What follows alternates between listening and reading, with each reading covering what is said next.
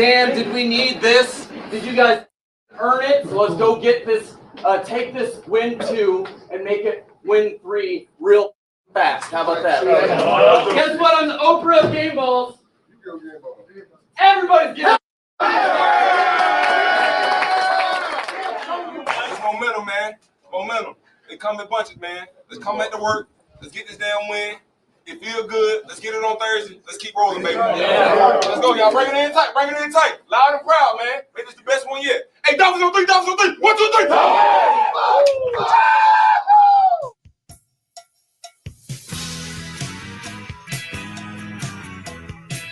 That was inside the Dolphins locker room after their 34-10 win over Atlanta. We're heading out to the Toyota of Hollywood hotline. Shop over 2,000 Toyotas on sale at one location. Toyota of Hollywood on 441 between Hollywood and Sheridan. ToyotaofHollywood.com, Joe. All right, let's go right to Omar Kelly, Miami Herald Dolphins columnist. And Omar, have you ever seen anything change from how bad they were a week ago to being one of the best games they've played in a long, long time? Really was a gut check. They needed to show that they hadn't quit on Mike, that Cleveland game and Cleveland loss was an aberration. It was just a poop storm of everything that could have gone wrong, did go wrong. And you followed up a week later against the Falcons, and everything that could go right did go right. And you were facing a ton of adversity. Your offensive line was still garbage. You were down 2 of your top weapons in terms of Darren Waller and Tyreek Hill being gone. You got chemistry issues with your offensive linemen. The run game's been inconsistent. Yeah. The defense has been trash. Special teams have been relatively inconsistent. And for one Sunday, you put it all together. And then all of a sudden, he puts together one of the best game plans. And by the way, everybody was great. I don't want to leave out the defense, but Mike McDaniel's play calling was unbelievable. The confusion, Omar, I'd never seen so many guys open on something that just was short and so easy, and yet so much confusion. And they got in picks and rubs and everything else. It just looks so well coached and able to score a lot of points. Yeah, and what's odd is that this is the best pass defense secondary in the NFL. So people will think that, oh, well, they weren't that good, or, Kirk Cousins is washed, and he didn't play well. They certainly didn't. But what is their excuse for how they played Bijan Robinson? It was just an ultimate very good win for this team. It's sad to say this, Joe, and it's a little bit too late, but it's odd to see the defense that you expected all season show up 8 weeks into the season. It's a great call by you, because they looked like a different group up front last night too. And Jordan Brooks was just sensational. Not to handpick one guy there, but I tell you, he was the leader of the pack on that defense of a bunch of guys that played well. Definitely. Jordan's one of the few players that you can say, Jordan, Patrick Paul, Devon Achane, you could put even Jalen Waddle in that group. Yep. Few players that have really, Rasul Douglas, have really played up to your expectation, if not exceeded it. Now, the rest of the team, jury's still out. Yeah. Hey, so Frank Smith down on the side, and when I hear that before the game, they go, hey, Frank's going down and going to be on the field. So when I'm a quiet guy, you may know him differently, but when I see him at the hotel and stuff, he was animated. His role to make sure guys were good, pick them up, pep talk them a little bit, whatever he needed to do. And again, it doesn't mean it doesn't teach a guy how to run. It doesn't teach a guy how to block or throw a ball. But I thought it was pretty good stuff on the side. I liked it. That was good. You know what's odd, Joe? Mike McDaniel threatened change, and everything was going to change, and the depth chart was still going to be figured out. Competition.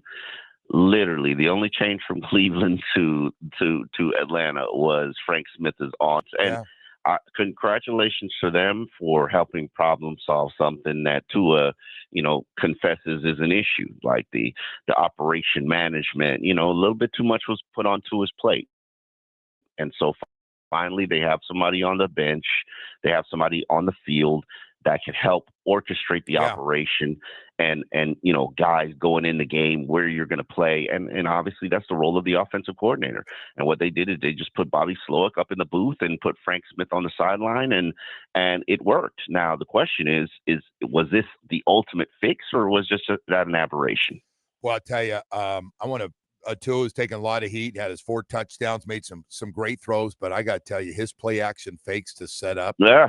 He got my head looking one way when he did those fake pumps, and like he was setting it up to go one way with somebody in motion and going to get the ball and then come back the other way on a screen inside or outside.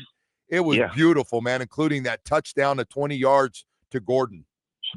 Play action fakes, RPO, are Tua's wheelhouse. He throws that slanty through the Waddle. I mean, I think there's a clip on Twitter where they're showing you the same slant in the same stadium at Alabama. Crazy. And that's his wheelhouse. Play action game is where he's at his best.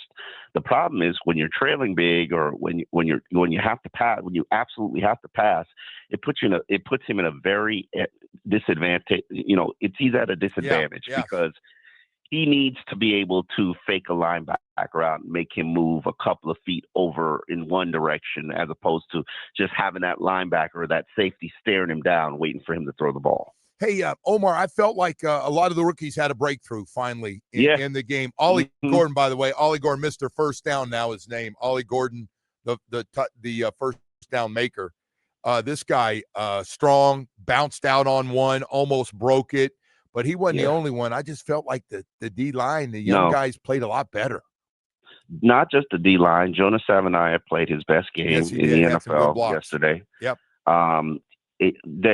I say this consistently, and people, I try not to beat up on everybody, Joe. Like, I'm not going to beat up on a rookie until we get to the midseason. So Jonah was given grace. Kenneth Grant was given grace.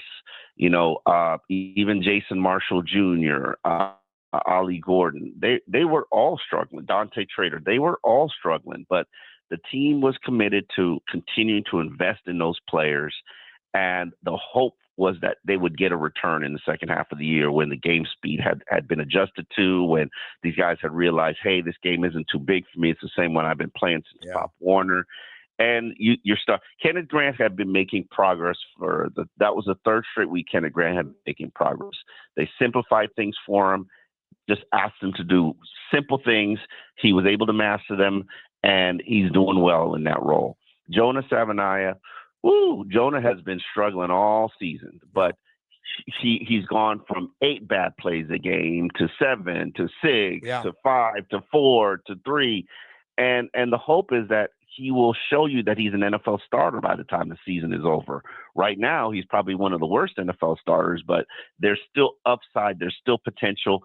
I'm excited to see what happens to him when Austin Jackson and James Daniels return, which I believe is a couple of weeks away. Yeah. Dante Trader lost all his playing time. We don't see that a lot on this team, but he, because of injury, and I don't know if he was part of the deal anyway, made some nice plays last night. Was around the ball.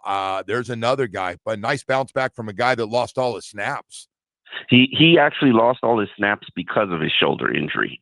They didn't want to put him out there and have him suffer a setback. Gotcha. So they kept him as an emergency safety. And then when a lot of guys went down in that game, I believe Ashton Davis went down. Ife Melifonwu suffered an injury. Even Minka Fitzpatrick suffered an injury.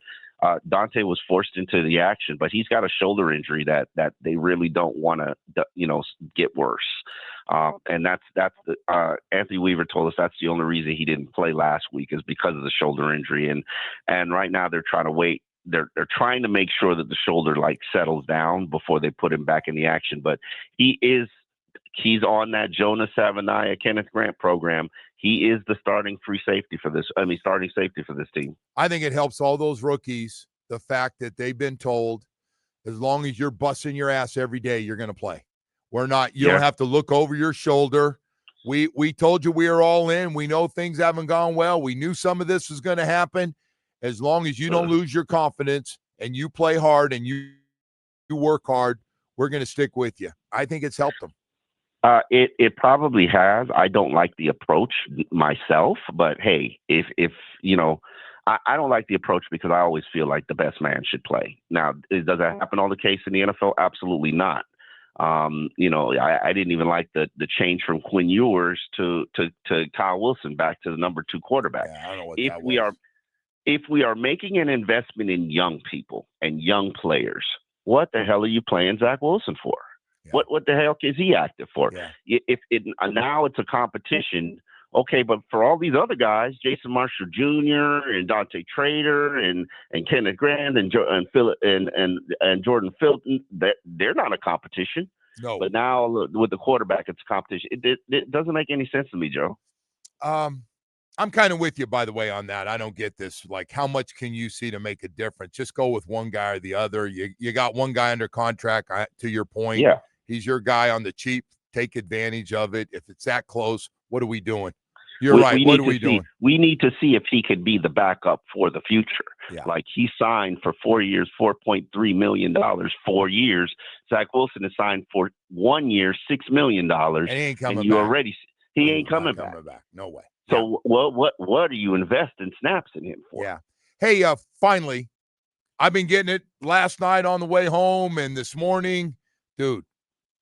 Mm-hmm. What happens now? We play the Ravens. So which team shows up? I said, I don't know, man. I can't figure it out. I said, if they play the way they did yesterday and have that kind of same game plan, and if they start believing, they'll have a chance. But, you know, what do you expect Thursday night if Lamar's back or like he's expected to be? I definitely expect Lamar to be back just because it's a South Florida homecoming. That's always important to all these players. The question is, will he be healthy? Will he be scrambling Lamar? And certainly you definitely don't want to play scrambling Lamar. I hope and I think this defense might have figured something out. Like, if they actually have figured something out and are respectable, just decent. They don't need to be top 10, top 5. Just be average. I think this team can win games. Now, the problem is most in South Florida don't want them to win games because they want change and they want the first draft pick and they want this and they want that. But listen, I've learned this. I was on the Tank for Tua campaign, and I have learned just like winning is a culture, losing is a culture. And it's a culture that you can learn. Yeah, I agree, man. You're talking to the guy, even when they start all this, I want to win every game. I know people get pissed because they want a higher pick. And do you know what's out there? Yeah. Have you studied it? And I go, no, I want to win games, man. I don't want to just keep losing. And because, man, it's hard to win. It's nothing's easy about winning. Look at yesterday. I think just when you start feeling good and friggin' Jets get a win. How the hell did that happen? The Jets beat. Yeah, you just never know, man. It's crazy. Omar, thank you, man. Really appreciate it. And take care of yourself. All right, guys. Omar Kelly, Miami Herald Dolphins columnist, joining us.